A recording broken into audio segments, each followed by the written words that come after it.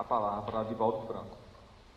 Ele é de Feira de Santana, Bahia, reconhecido como um dos maiores médiuns e oradores da doutrina espírita na atualidade. Embaixador da paz no mundo, fundador do Centro Espírita Caminho de Redenção, orador em mais de 13 mil conferências no Brasil, em 74 países e nos 5 continentes.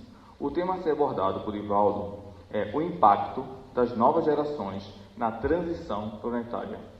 Lembrando que nós teremos 40 minutos de exposição, seguidos de 30 minutos dedicados às perguntas. Então lembrem de anotar aquilo que vocês quiserem perguntar e passar para os nossos colaboradores. E para mediar esse segundo momento com as perguntas, já estamos aqui no palco com o nosso querido Adeilson Salles. Para quem não conhece Adeilson, não se preocupe, nós vamos ouvi-lo melhor hoje à tarde. Então, com a palavra, nosso querido Deus. Meus amigos, queridos irmãos e irmãs, formulamos votos de muita paz. No livro A Gênese, Allan Kardec dedicou o capítulo 18 ao momento de grande transição planetária. Particularmente nos itens 25 e 26, ele faz uma análise de que este momento na Terra é um momento de grandes aflições. E, naturalmente, a Terra há de experimentar aqueles espíritos que a povoam. Se se trata de espíritos nobres, o planeta deverá estar em condições de proporcionar as bênçãos a que fazem jus essas entidades. Mas se por acaso os espíritos que habitam o planeta terrestre ainda são atrasados, é natural que o planeta apresente convulsões, problemas e dificuldades. Mas tudo evolve diante das leis de Deus. E da mesma forma que as criaturas evoluem, os planetas também mudam de grau de progresso. Sabemos pelas informações dos espíritos que a Terra é um mundo de provas e de expiações. Porque somos ainda um material que está fixando os painéis da beleza, da arte, do conhecimento, do amor. E ainda predominam em a nossa natureza as manifestações primitivas, em detrimento daquelas de qualidade espiritual. É questão 743 da mesma obra. Mas chega um momento em que essa evolução é inevitável. E o codificador, graças às informações do mundo transcendente, estabeleceu que já, a partir daquele momento, com as ideias novas, o planeta mudava também a sua estrutura. A estrutura geológica, a estrutura atmosférica, mas, sobretudo, a estrutura moral dos seus habitantes. E que os habitantes que progredissem evoluiriam com o planeta. Aqueles que mantivessem os sentimentos vis e as características deploráveis iriam para o exílio, porque deveriam estar em um local em que a lei da afinidade funcionasse, a lei de identificação fluídica. E para que esse progresso se desse, era inevitável que espíritos de outra dimensão, portanto mais elevados, viessem ter conosco para nos impulsionar ao progresso, qual ocorre entre os povos terrestres, o intercâmbio dos cérebros, da inteligência, da tecnologia. E são estes que estão vivendo os dias da grande mudança. Nessa grande operação, espíritos de outra dimensão estão vindo também reencarnar-se ao lado daqueles apóstolos que contribuíram a seu tempo para o progresso da Terra.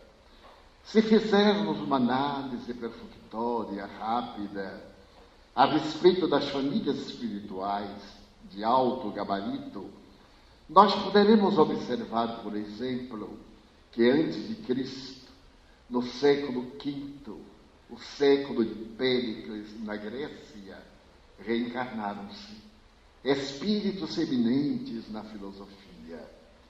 Nesse período do século V, que foi considerado o período áureo da humanidade, nós vamos encontrar Sócrates, Platão, Aristóteles, mas também aqueles que se opuseram às leis do espiritualismo, que procuravam demonstrar a realidade da vida nos padrões da matéria, sem uma visão idealista ou espiritual que traziam Sócrates e os seus amigos.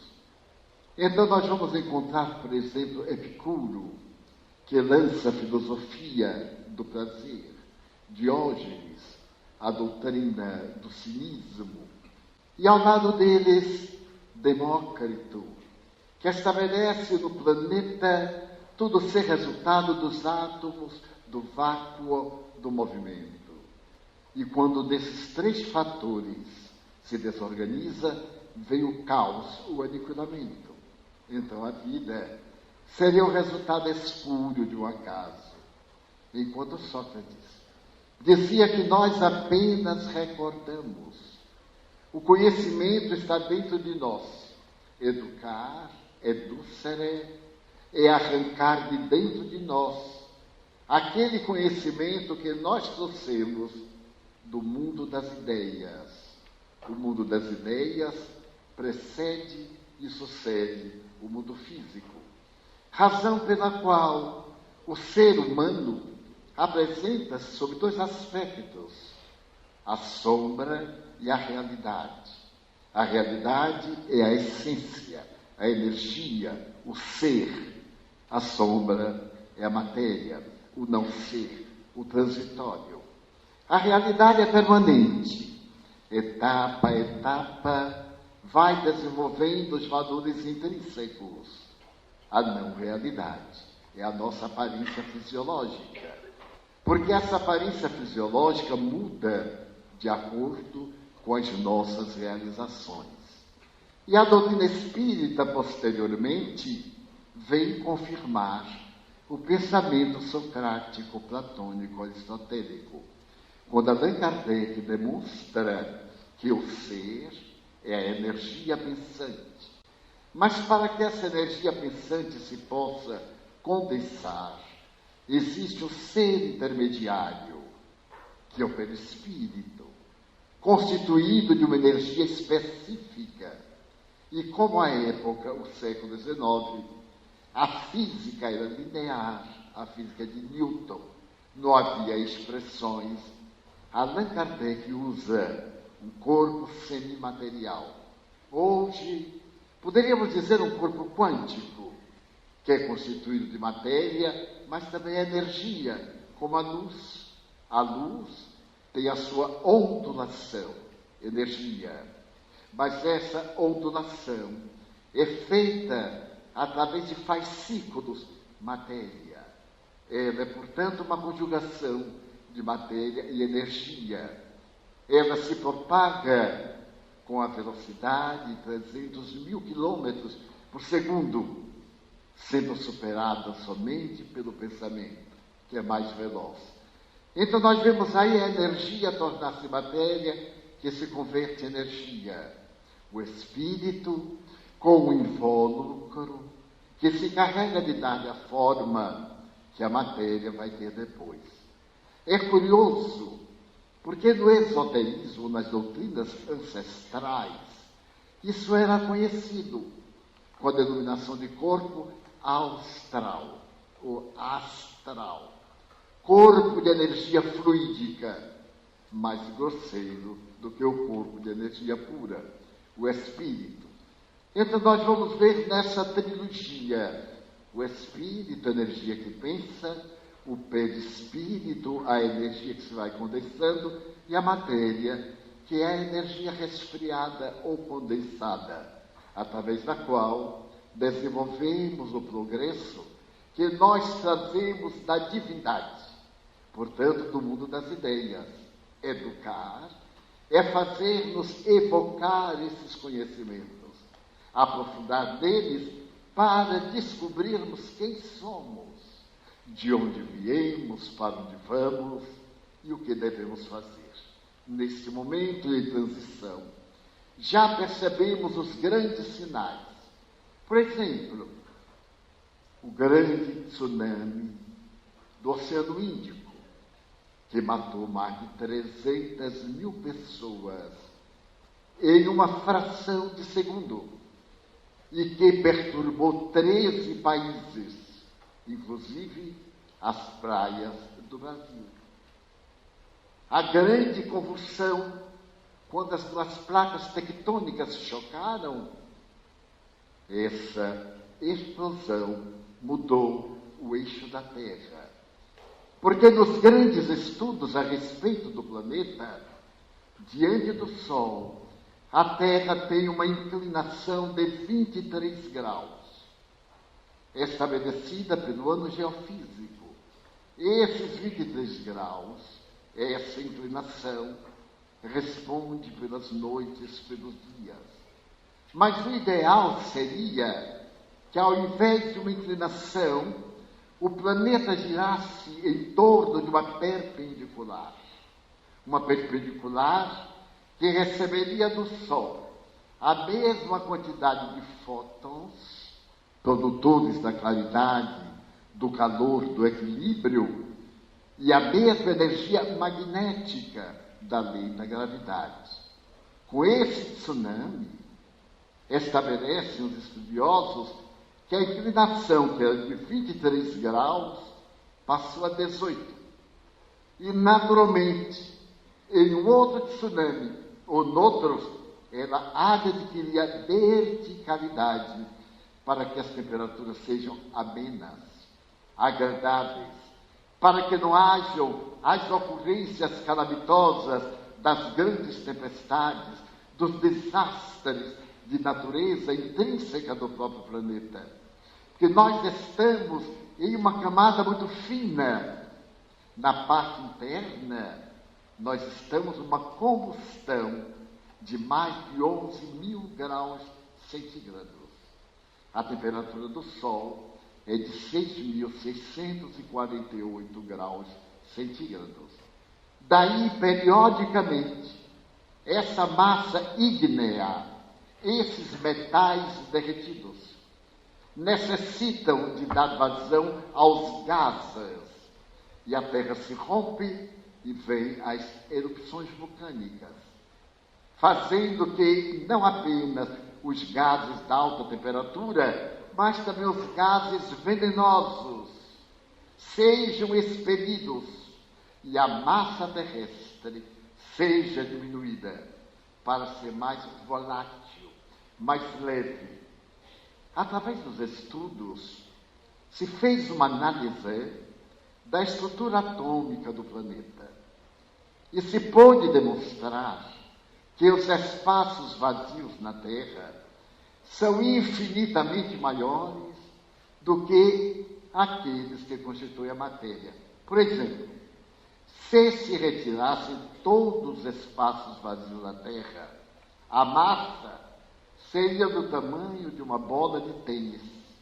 Porém, pesando o peso, é de propósito, pesando o peso que tem desse imenso volume, então é um planeta atrasado. Ele irá naturalmente diminuindo a massa bruta, a matéria, para sutilizar-se. A atmosfera terrestre é de 60 quilômetros, graças ao que nós podemos sobreviver. Porque diariamente caem aerólitos, estrelas cadentes. irradiam na atmosfera. Se não tivesse esse atrito, esses aerólitos, meteoritos, cairiam na Terra numa média de 50 milhões por dia. E tudo seria destruído. Foi assim no princípio. A chuva de meteoros, as camadas densas, a umidade tremenda, resfriada, e depois os gases consolidando-se. Esse processo de evolução, como dissemos, vem através de famílias espirituais. No século V de Péricles, nós tivemos o apogeu da literatura no Ocidente. 500 anos depois, quando vem Jesus, nós temos novamente a descida desses espíritos para ampliarem os horizontes da Terra. Tito Livio, Mecenas, Virgílio, os grandes cantores da filosofia pré-cristã. Nesse momento, vem Jesus e estabelece o primado, a base da transformação do mundo em um reino de paz, de harmonia e de bênçãos. Mais tarde, por volta do século IV, veio uma nova erupção de seres espirituais. São os mesmos. Eles reencarnam, dão um grande passo.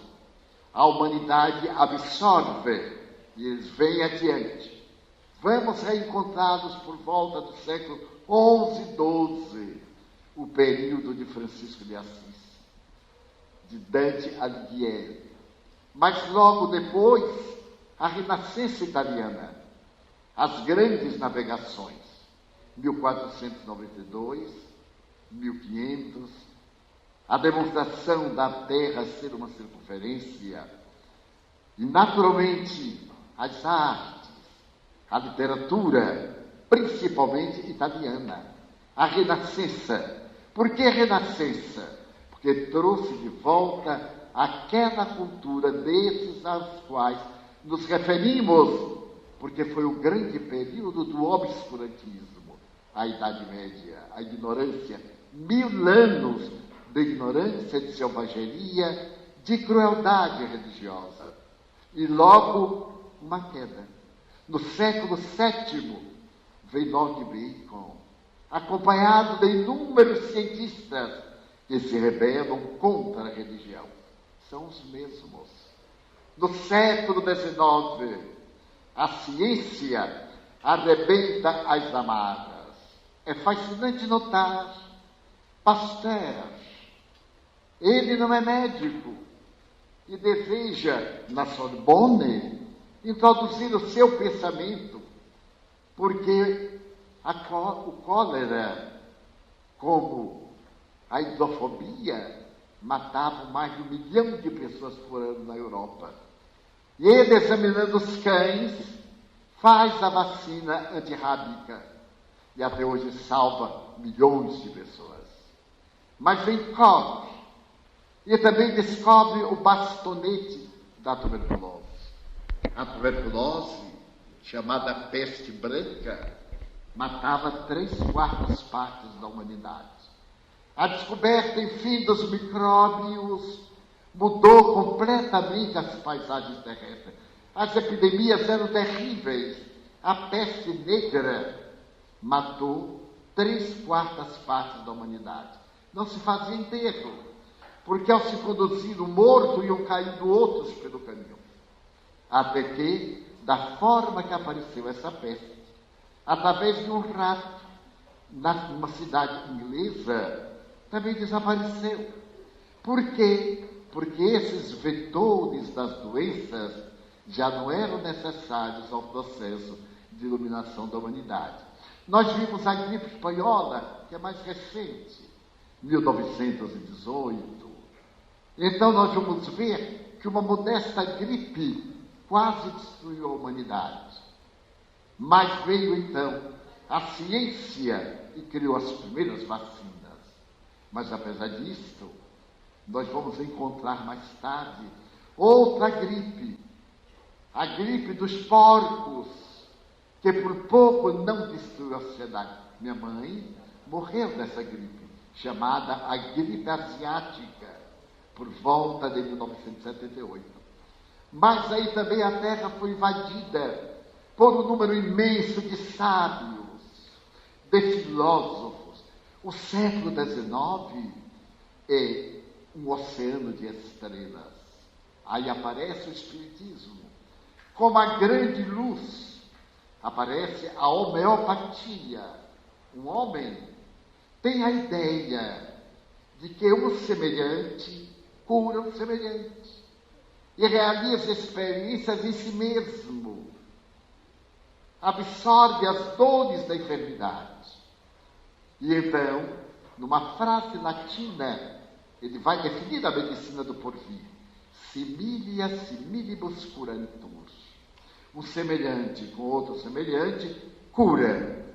E hoje, a homeopatia, que foi muito menosprezada até os anos 50 do século passado, adentrou-se nas academias e hoje não é mais uma doutrina marginal, é clássica, ao lado das grandes medicinas paralelas, que nos vem convidando a medicina psíquica, a isso que o Juan nos falou, a superação dos hábitos mentais, dos vícios antropológicos, das necessidades animais, pela mente que é capaz de produzir doenças simulacro, doenças que não são doenças, e através dessas fixações mentais, criar parasitas, ideoplastias, em torno de nós, formações fluídicas que nos atacam, que nos levam a transtornos mentais, a distúrbios psicológicos e a estados psiquiátricos. Quando então os espíritos nos invadem a casa mental e dão-nos lugar às obsessões. Surge na homeopatia a língua universal, através de um homem que mora na Polônia, em uma cidadezinha chamada Białystok. E ele percebe que em Białystok, cada bairro fala o idioma, porque a Polônia era uma amálgama de raças. E as pessoas que moravam na mesma cidade não se compreendem. Então, Zamenhof concebe uma língua que tem raízes em todas as línguas. E que, se aprendendo essa língua, não teria nenhuma necessidade de aprender senão a língua nacional, e se comunicar com o mundo inteiro. E deu a esta língua o nome de Esperanto, la espero, a língua da esperança. Vamos agora caminhando para a universalidade médica. Aparece nos anos 60 do século passado como a medicina vibracional. Toda ela feita através da energia, a meditação, a reflexão, a terapia dos passes, as ondas magnéticas, a água fluidificada e tantas outras expressões da chamada medicina paralela, abandonando-se aquela medicina violenta que salva, que cura, mas que deixa sequelas, porque ela mata para viver. E ao matar para viver, ela mata o corpo que lhe serve de agasalho. Nas medicinas vibratórias, não. Mas para que isso se dê, espíritos superiores de outra dimensão vêm à Terra. E os espíritos atrasados saem da Terra. No item a que me referi, do capítulo 18 de A Gênese, Allan Kardec diz que são duas gerações em luta. A velha geração, que está muito bem, e a nova geração das almas juvenis, dos jovens, dos pensamentos. Então é fácil pegarmos a internet e vermos uma criança de 3 anos com um violino maior do que ela tocar Brahms, porque os 3B da literatura internacional, Brahms, Bach e Beethoven, são muito difíceis para os melhores musicistas internacionais. Como pode uma criança de 3 anos e tocar com André Rieu, o mago da música internacional. Mas não apenas isso, e mais fascinante, no Oriente, onde não há uma herança musical clássica, porque o clássico é do Ocidente, o clássico como nós conhecemos. A música japonesa, a chinesa e outras do Oriente são típicas da sua ancestralidade, do planeta de Capela, como a nossa também de outra área de Capela.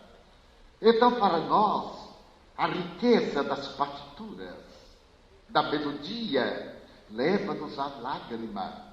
E nem sempre a música oriental nos fascina.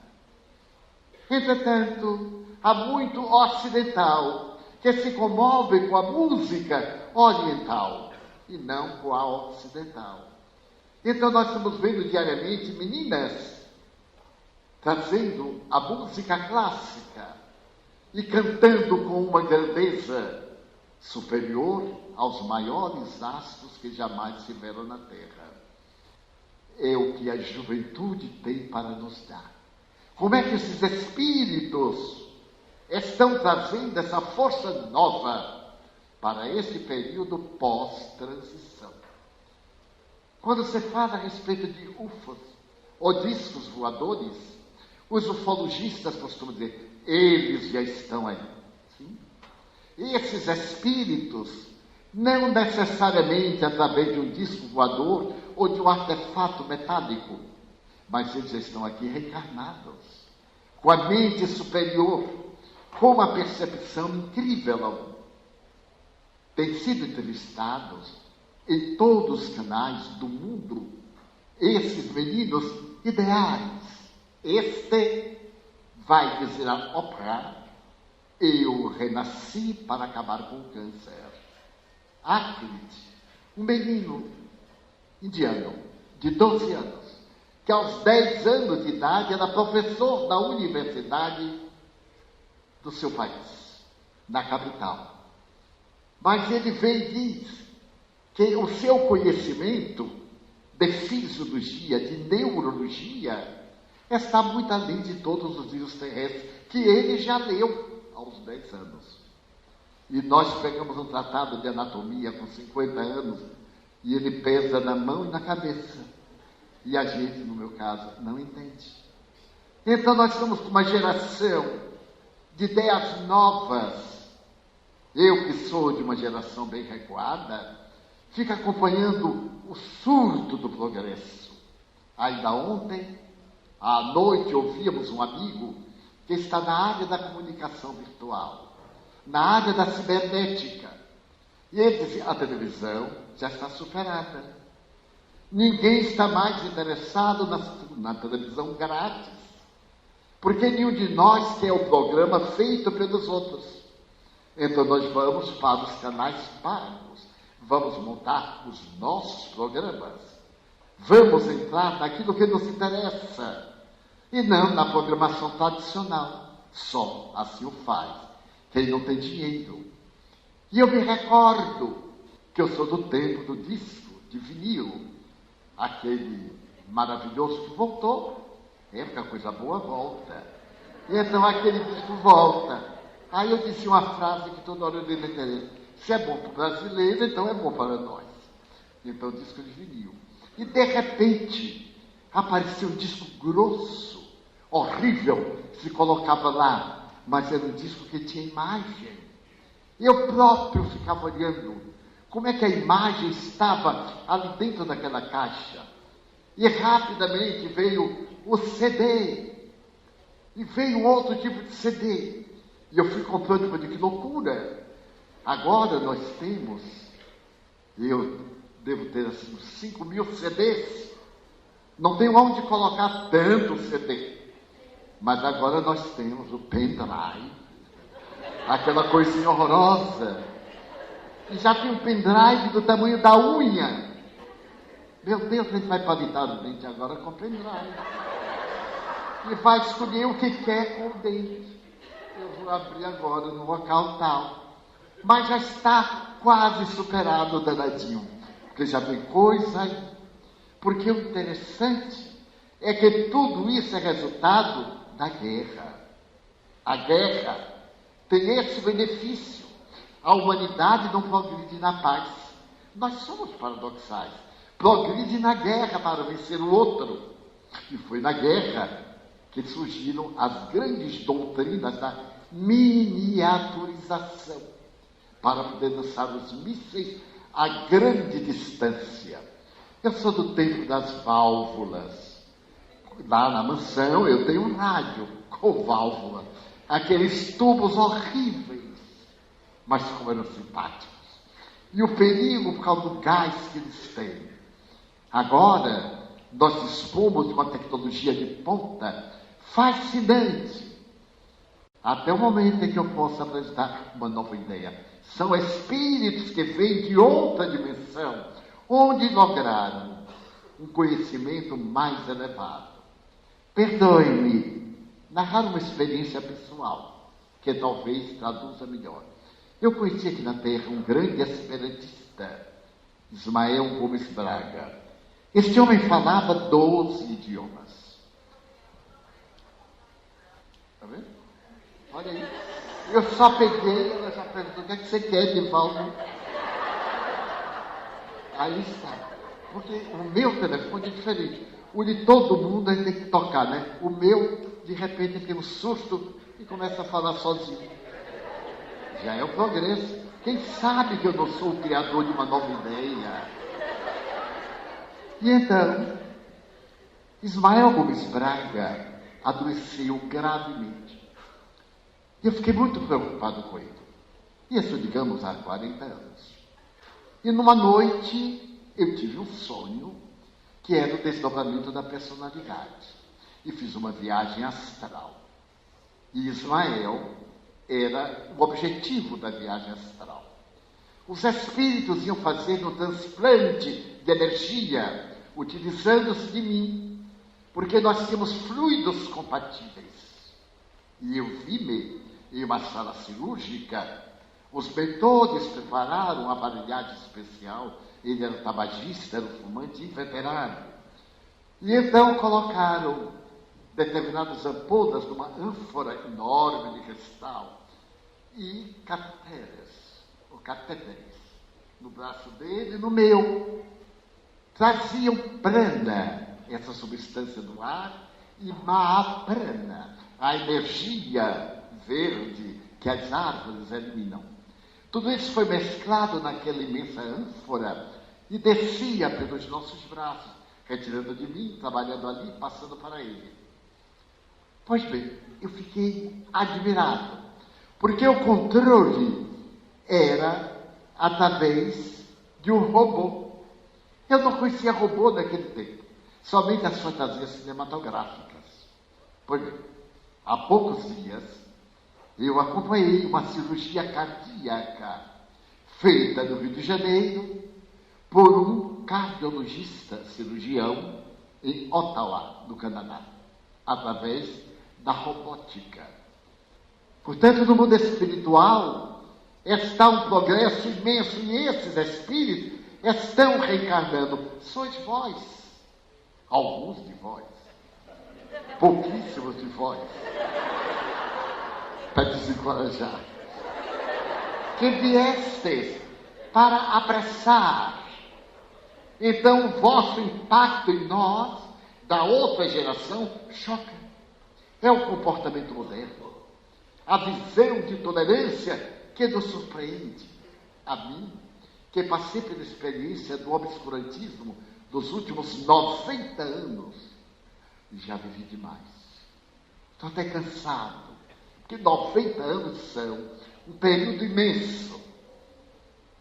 Mas agora vem, eu que vi maltratar os animais. Agora os animais na Colômbia, eles têm direito à aposentadoria. Aposentadoria. Depois de X anos de carroça, o animal vai para o pasto e não trabalha mais. Esta lei foi proposta por um antigo toureiro, que foi vítima de uma chifrada em Cidade Real e ficou paralítico. Ele passou então, ao invés de matar o boi, a proteger os bois, a proteger os animais. E lançou essa lei, e a lei se tornou nacional. Vemos agora a loucura pet. É o maior PIB do mundo. É cuidar de cachorro, de gato. Gente, não é tanto. Deixa para lá. Mas vai chegar lá. É o caminho. Eu acho que Roberto Carlos é um pouquinho culpado quando ele canta a respeito dos animais, são seus amigos. Mas ele também tem amigos, gente, ele é um pouco ingrato. Mas deixa para lá. Então, nós estamos vendo essa era em que uma nova vitalidade toma conta da Terra, em que almas jovens de outras esferas vão enriquecer o mundo de beleza. Nada de intolerância. Tudo é válido, mas nem tudo convém. Como dizia o apóstolo Paulo. Que percepção!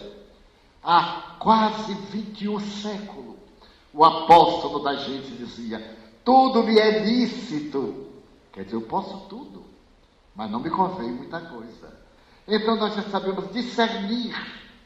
Qualquer ideia de preconceito choca-nos. É a nova mentalidade que está construindo o futuro. Por esta razão, quando me deram o tema, e eu vi essa juventude adorável, juventude principalmente biológica, porque aquela juventude já um pouco mais madura ainda resiste. O jovem aceita a ética que nós não temos para lidar. Qual é a ética da minha geração, da sua geração? É a ética do meu é meu, não é do nós. O velho ditado Mateus, primeiro os teus, depois os meus. Então nós estamos agora de tudo é nosso. O que vale é amar. É amar, mas não através da flor. Amar no sentido de salvar vidas. Que fiquem essas palavras na sua mente, na sua imaginação, e cada um de nós se torne a nova era da transição espiritual que já chegou. E que se a gente não correr, perde o trem e vai ficar na estação para a próxima oportunidade. Muito obrigado.